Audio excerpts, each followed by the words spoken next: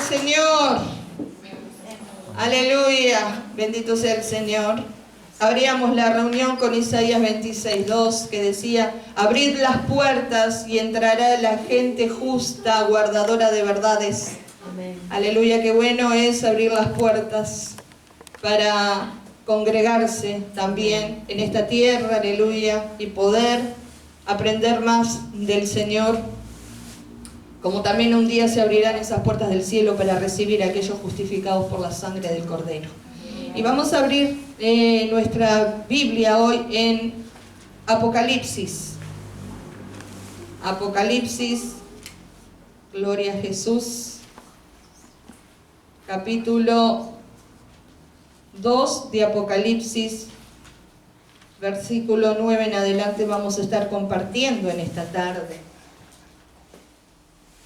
Y el capítulo 2 comienza hablando del mensaje a las 7 iglesias que el Hijo de Dios, Jesucristo, le hace escribir al apóstol Juan, allí en la isla de Patmos, ¿sí? Ya sabe que el apóstol Juan, desterrado por su fe a la isla de Patmos, bueno, se encontraba allí, dice, en el día del Señor, dice el apóstol Juan, dice que estaba buscando de la presencia del Señor, regocijándose, y se aparece el Hijo de Dios, se aparece Jesucristo, su fiel amigo Jesús, y le revela el libro de Revelaciones, ¿no? Valga la redundancia, el libro de Apocalipsis, hablándole de las cosas que han de venir. Y en este específicamente, en el capítulo 2, le habla del mensaje a 7 iglesias. 7 iglesias que durante más de 2000 años, cada iglesia que el Señor Jesucristo se ha abierto en este mundo, hasta el día de hoy, bueno, cada iglesia tiene una característica de alguna de estas iglesias. Si no se puede zafar de eso. Las iglesias se asemejan a alguna iglesia de esta. Y bueno, comenzamos con la iglesia de Éfeso, que fue la iglesia que se enfrió en el amor, ¿sí? Caracterizada por su falta de amor.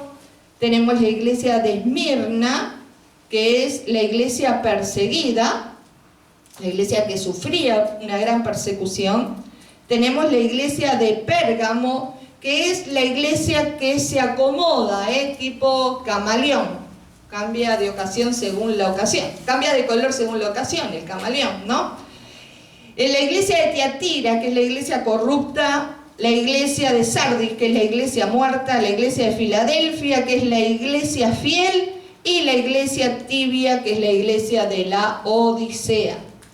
Pero hoy vamos a compartir la palabra en el capítulo 2, versículo 9, acerca de 3 cosas que Dios conoce de su iglesia, de nosotros. Decirle a tu hermano, de nosotros. Amén. Y este mensaje, específicamente, si bien fue para la iglesia perseguida, la iglesia de Esmirna, también es un mensaje para cada uno de nosotros. Y en el capítulo 9, en el versículo 9, dice: yo conozco tus obras y tu tribulación y tu pobreza, pero tú eres rico.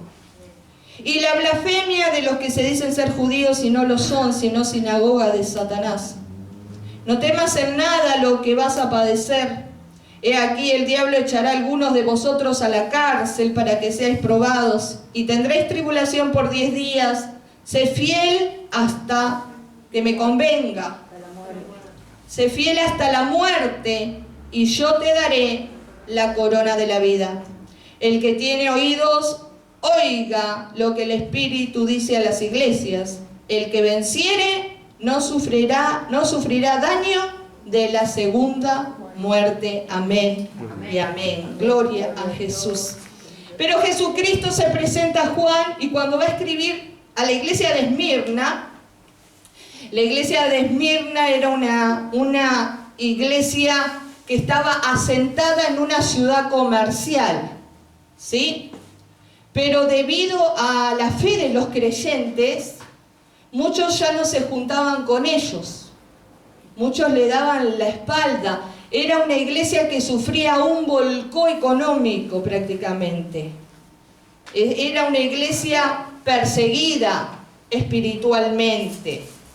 Por eso muchas veces cuando pensamos de la iglesia de Esmirna, pensamos en ese remanente pequeño, en esa iglesia pequeña, porque para permanecer en ese remanente de Cristo había que ser una persona con un solo sentir y un solo corazón, una persona fiel, una persona íntegra, una persona honesta, que estaba en las cosas de Dios para vivir o para morir, pero que no iba a negociar su fe. Entonces, siendo una iglesia sentada en un lugar comercial, ¿qué pasaba con ellos? Que al sufrir este volcón, ellos se miraban de una forma diferente a la que Dios los estaba mirando. Y lo primero que le dice Jesús es: yo conozco tus obras, yo conozco tu comportamiento, yo conozco, dice el Señor, tus acciones, yo conozco tu proceder, yo conozco lo que tú haces, y eso es lo que más te tiene que importar. Hermanos, lo más importante es que todo lo que nosotros hacemos en palabra, en hecho, en acciones, es para el Señor, y del Señor recibimos la recompensa. El Señor conoce la motivación de nuestras obras.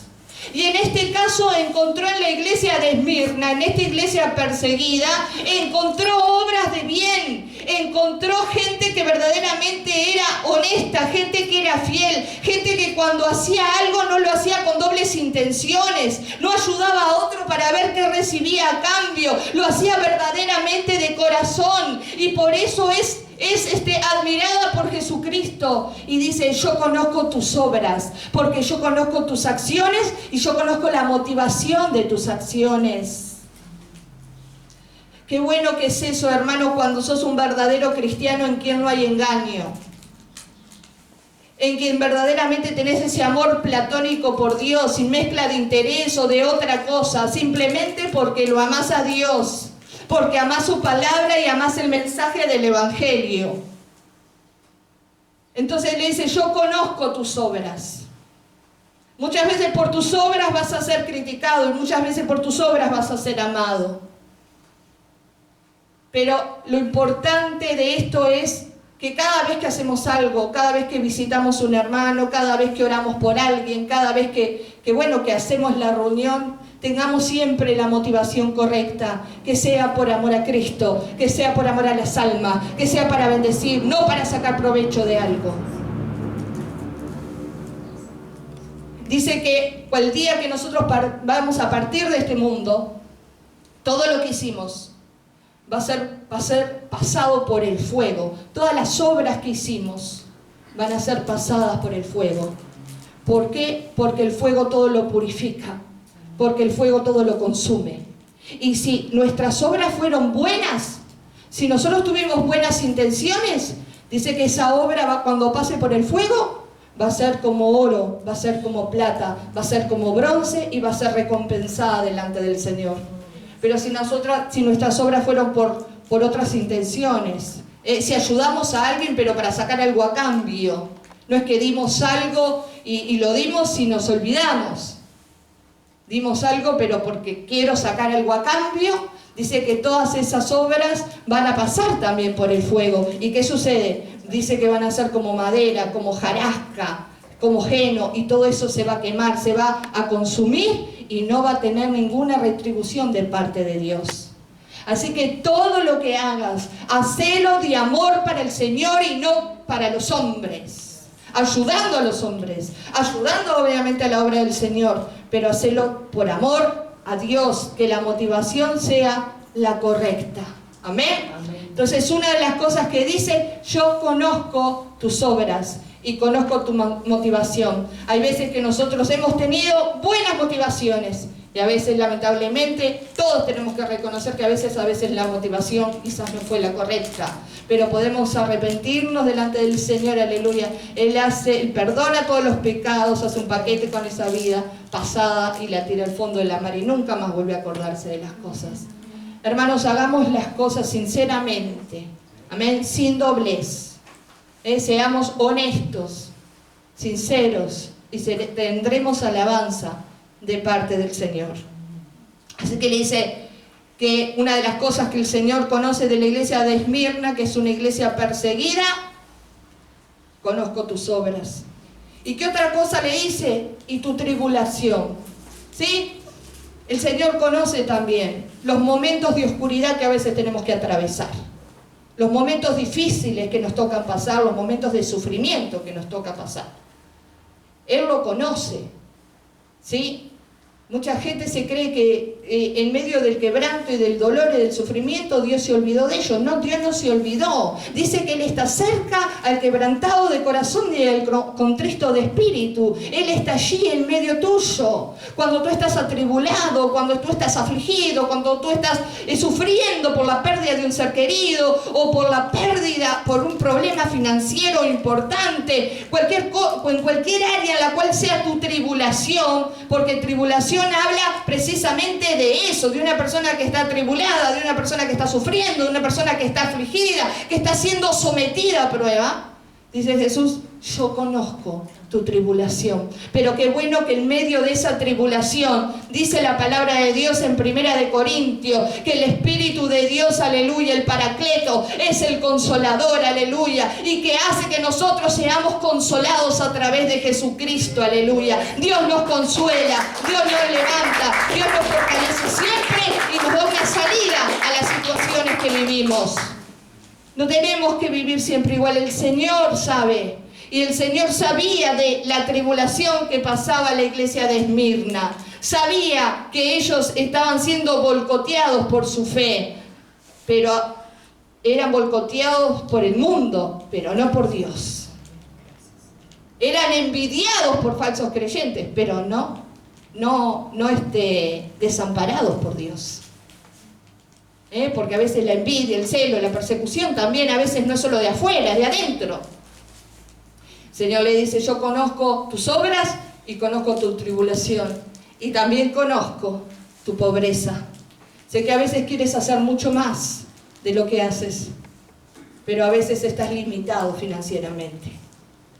Por amor a Dios, yo sé que muchos quisieran, todos quisiéramos, ¿verdad?, hacer mucho más de lo que hacemos, pero a veces estamos limitados y Dios no tiene problema con la riqueza o la pobreza, porque Dios ve la riqueza y la pobreza de otra forma muy diferente a la como la vemos nosotros, y ahí enseguida dice cómo la ve Dios. Nosotros a veces pensamos que si no hay todos los recursos financieros, pensamos que algo quizás no está funcionando bien o algo no estamos haciendo bien.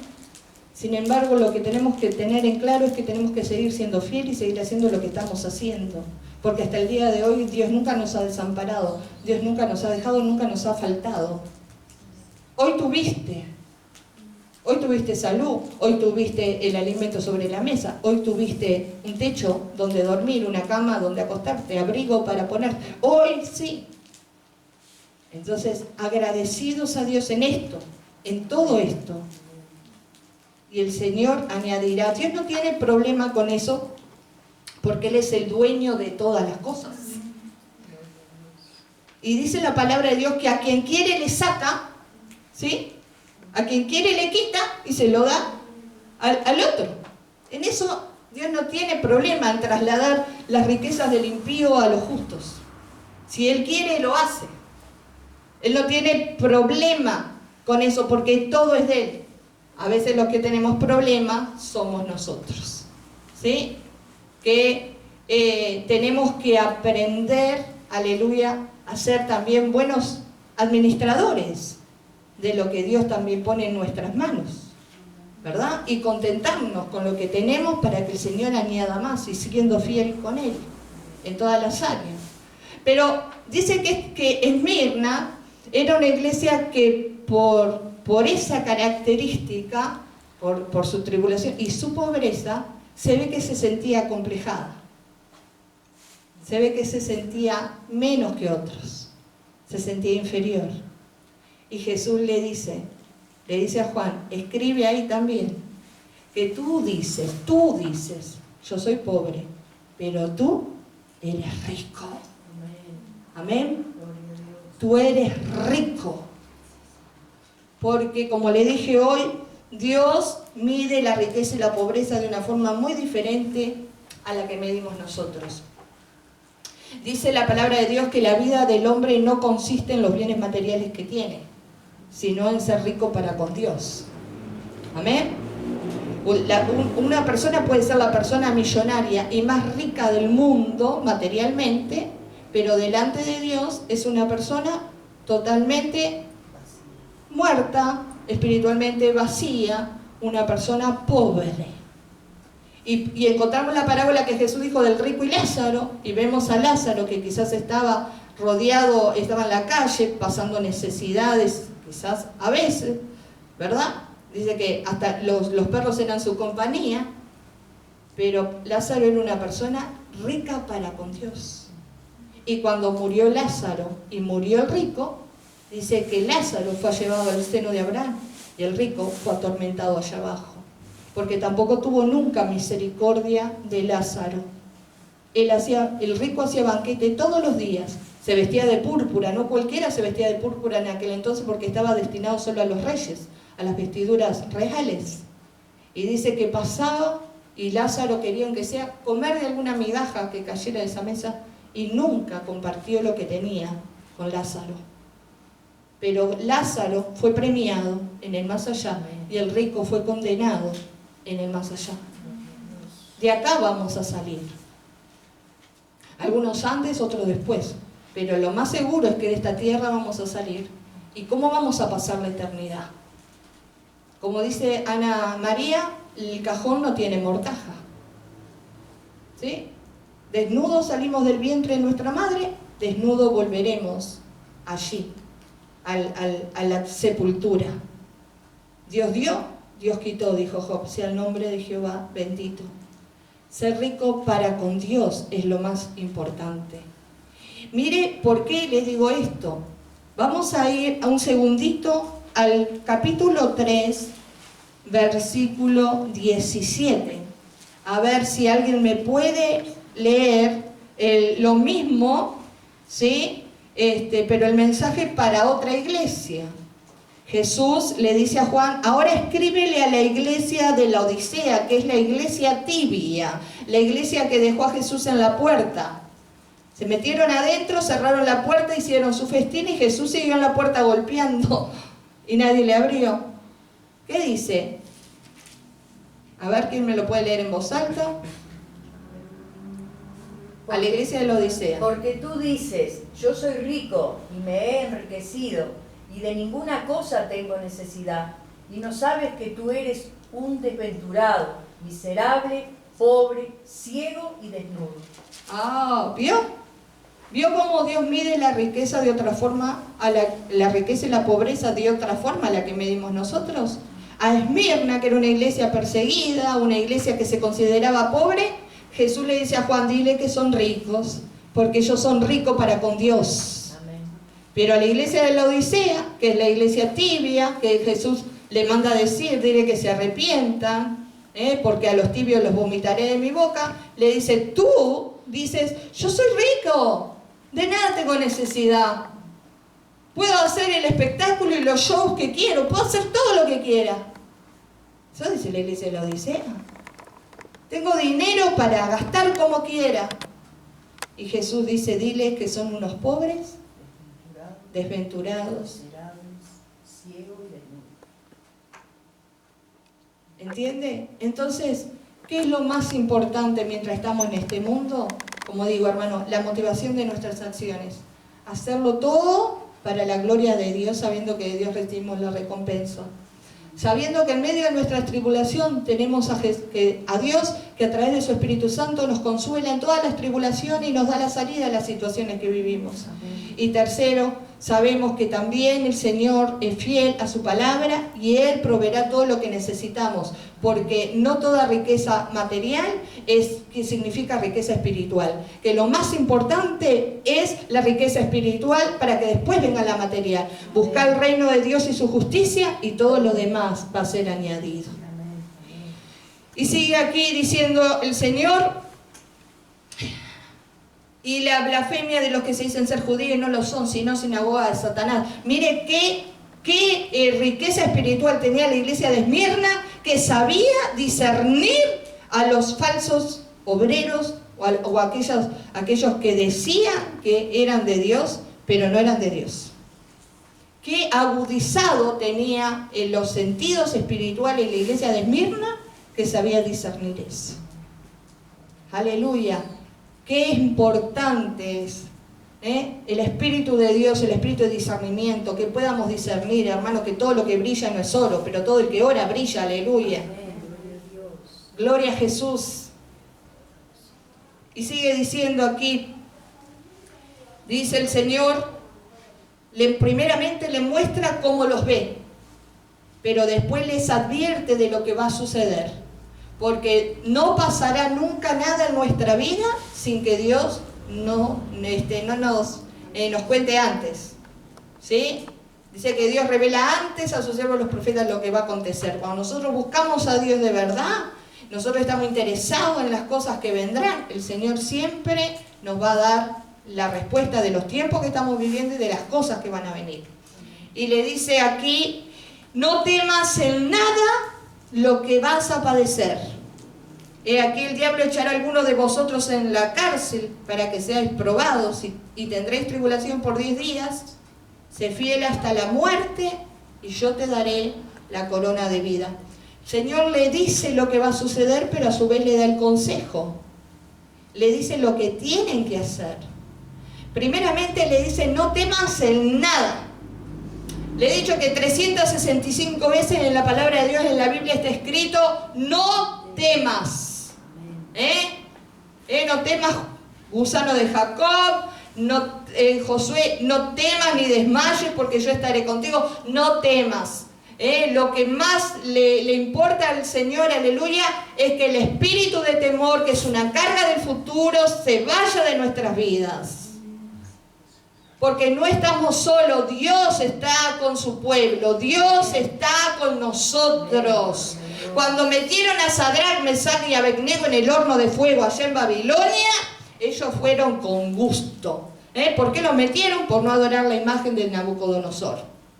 ¿Sí? Sin embargo, ellos dijeron, rey, tenelo por cierto, que jamás nos postraremos y adoraremos a tu imagen. Y bueno, decía, si no adoran, van al horno de fuego. Y ellos 3 se fueron contentos ahí para el horno de fuego. Pero dice que cuando el rey miraba, dice, no echamos 3 en el horno. ¿Y por qué 4? Porque el ángel del Señor estaba allí en medio de ellos. Y cuando los tuvieron que sacar, dice que ni siquiera sus pestañas estaban chamuscadas, ni siquiera olor a humo tenían. Porque Dios estaba con ellos. Muchas cosas están por venir sobre este mundo. La iglesia está profetizado en la palabra de Dios, que la iglesia está pasando por lo que la Biblia le llama inicio de dolores. Inicio de dolores, como el inicio de dolores cuando una mujer está de parto. ¿Sí? Este tiempo que estamos viviendo y el que vendrá se está caracterizando por 3 cosas: el principio de dolores, la tribulación y la gran tribulación. Estamos en el fin de la gracia de Dios, en el fin de la dispensación de la gracia de Dios. Y lo que sí está estipulado para la iglesia es que la iglesia va a vivir el principio de dolores. Y vaya si se está viviendo, hermano. Quizás aquí en Uruguay no llegan todas las noticias que tendrían que llegar para que la gente pueda abrir los ojos y darse cuenta que este mundo va de mal en peor. Pero los hijos de Dios vamos, ¿cómo vamos nosotros? De poder en poder, de gloria en gloria y de victoria en victoria, esperando cielo nuevo, tierra nueva, esperando de los cielos a nuestro Salvador y Redentor Jesucristo. Eso es lo que nosotros estamos esperando. No estamos esperando otra cosa. El otro día veía una noticia, ustedes ya saben que al lado de la provincia de donde en China. Es tremendo los chinos, ¿no? Made en China. Hay muchas cosas que están hechas Made en China.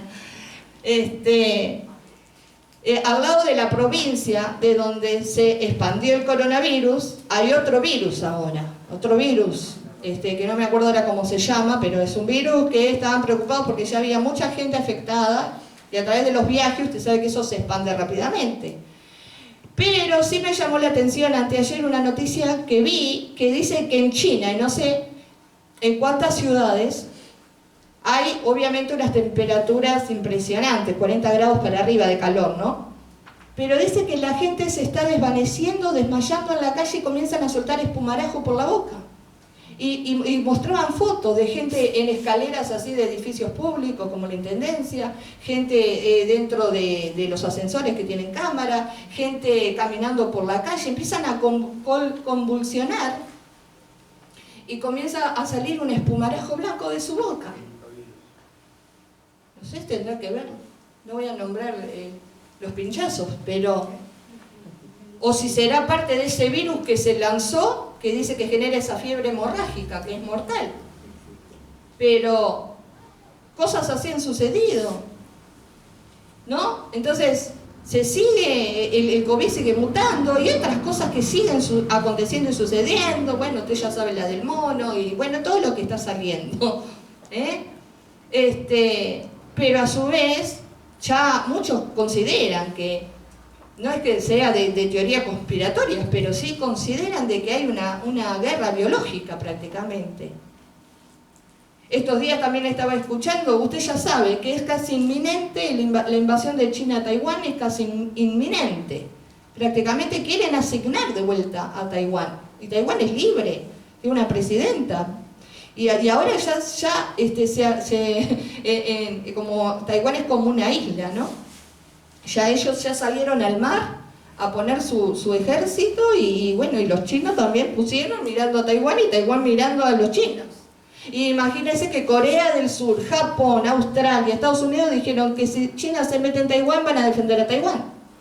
Estamos en lo que dice Mateo 24, guerras y rumores de guerra. Sigue la guerra de Ucrania con Rusia y Ucrania y siguen avanzando las cosas. Y mientras nosotros estamos a veces en el diario vivir, en las cosas, el mundo y lo que está profetizado sigue su curso. ¿Y los creyentes qué tienen que hacer? Velad y orad, dijo Jesús, para que no entréis en tentación. El espíritu, la verdad, está dispuesto, la carne es débil, pero tienen que velar en este tiempo. Están en los inicios de dolores. Obviamente que cuando se desate la tribulación, la iglesia ya se fue, como le digo. En realidad, la iglesia en Apocalipsis se nombra hasta el capítulo 4, después nunca más se habla de la iglesia en Apocalipsis. Es solo hasta el 4, que habla lo que sucede en la iglesia.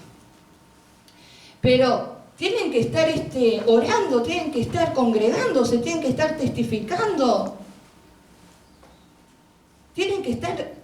cuando el Señor los venga, los tiene que ver trabajando para la venida del Señor. No apachuchado, no quedado, no porque... Dios está harto de las excusas, hermanos. Las excusas no lo van a convencer. Nunca lo convencieron y no lo van a convencer. Lo que toca el corazón de Dios es verdaderamente un corazón contristo y humillado que reconoce su necesidad de Dios y que se humilla cuando ha ofendido al Señor. Y Dios lo levanta y lo restaura. Entonces aquí dice el Señor, le dijo a la iglesia de Esmirna, pero también le está diciendo a nosotros, no teman en nada de las cosas que van a pasar.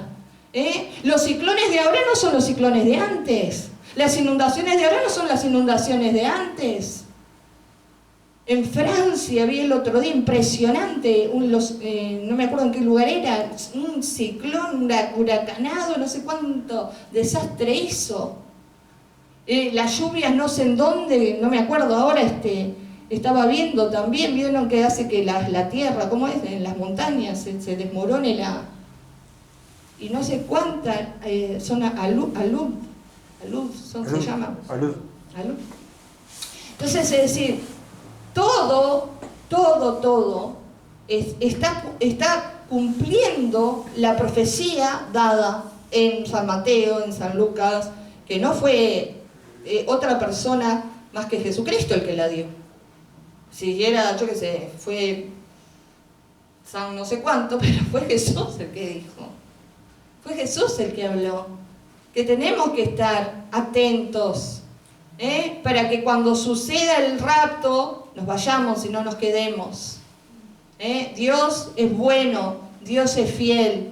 Mira, hermano, lo grande que es Dios, que antes de destruir una ciudad tan perversa moralmente como Sodoma y Gomorra, escuchó la oración de Abraham y salvó a Lot antes de que la lluvia de fuego cayera sobre Sodoma y Gomorra.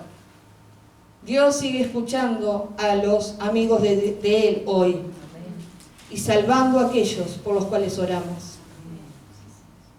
Y dice aquí, no temas en nada, y le dice lo que va a suceder. Algunos iban a estar ¿en qué? En la cárcel, iban a ser probada su fe, y otros iban a pasar por tribulación de 10 días, que en realidad estos 10 días se convirtieron en 10 emperadores romanos, 10 periodos de 10 emperadores romanos, del cual el más sádico, siempre le dije, fue Nerón, ¿sí? Que se paseaba en sus jardines y prendía a los cristianos como antorchas encendidas. Pero ninguno de ellos se rindió, hermanos. Así como los cristianos que murieron en el Coliseo romano, comidos por los leones, estaban alabando y glorificando el nombre del Señor. Y aquellos que eran perseguidos por su fe y eran capturados, y Nerón los tomaba en sus jardines para prenderlos como antorcha, ellos, mientras estaban siendo encendidos a pesar del dolor físico, ellos estaban muriendo por la causa de Cristo y por la causa del Evangelio. El Señor estaba con ellos. Si viniera una persecución así, no solamente económica, sino una persecución de tu fe, ¿estarías así tan feliz como estaban estos cristianos? Gloria a Dios, no me contesta. Pero el Señor Jesús le dice algo. Le dice lo que va a suceder, pero le dice lo que tienen que hacer. Sé fiel. ¿Hasta cuándo? Hasta que me convenga. Hasta la muerte. Hasta que me agarren. Hasta la muerte. Hasta la muerte. Y yo te daré la corona de la vida. La fidelidad sale de un corazón compacto, de un corazón de una sola sustancia, de un corazón que quiere hacer solo una cosa. La infidelidad sale de un corazón dividido, de un corazón que está partido a la mitad. Por un lado quiere hacer esto, por un lado quiere hacer aquello, ¿sí? No es compacto. Entonces, lo que Jesús le dice a la iglesia de Esmirna y a nosotros, tenés que tener un corazón que tenga una sola sustancia, en la cual Cristo esté reinando en el centro de tu corazón. Y las cosas, la voluntad de Dios quieras hacer. La voluntad de Dios quieras hacer. Pablo le dijo, en las cartas dice, y Juan también, la amistad con el mundo es enemistad con Dios. Cuidado, porque fuiste comprado a precio de sangre. No está diciendo Dios que se discrimines a nadie, pero sí que no te entremetas, ¿sí?, en pecados ajenos, en otras cosas. No seas partícipe de lo que el mundo hace. Comprométete con las cosas de Dios. Sé fiel, fiel, hasta la muerte, y Él promete que te dará la corona de la vida. Y vivirás y reinarás eternamente con Dios en los cielos. Qué hermoso. ¿Cuántos quieren vivir con Él en el cielo y reinar con Él en el cielo? Amén. Amén. Dice la palabra de Dios que nosotros no somos ciudadanos de este mundo, nosotros somos ciudadanos del reino de los cielos. Y cuando la palabra de Dios habla, y bueno, enviaré castigo, habla de los moradores de la tierra. Pero como nosotros no somos moradores de la tierra, somos ciudadanos del reino de los cielos, no tenemos ningún problema. El problema tienen los moradores de la tierra. Y dice, el que tiene oídos, ¿qué pasa? Oiga lo que el Espíritu dice a las iglesias. Oído, no oreja, porque oreja tienen todos, solo que hayan nacido así con algún problema. Se supone que orejas tenemos todos, pero no todos tienen oído. Algunos parece que perdieron el tímpano por ahí. Oiga lo que el Espíritu dice a las iglesias.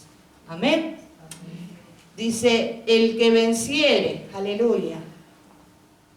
Dice que nosotros somos más que vencedores por medio de aquel que nos amó, Cristo Jesús.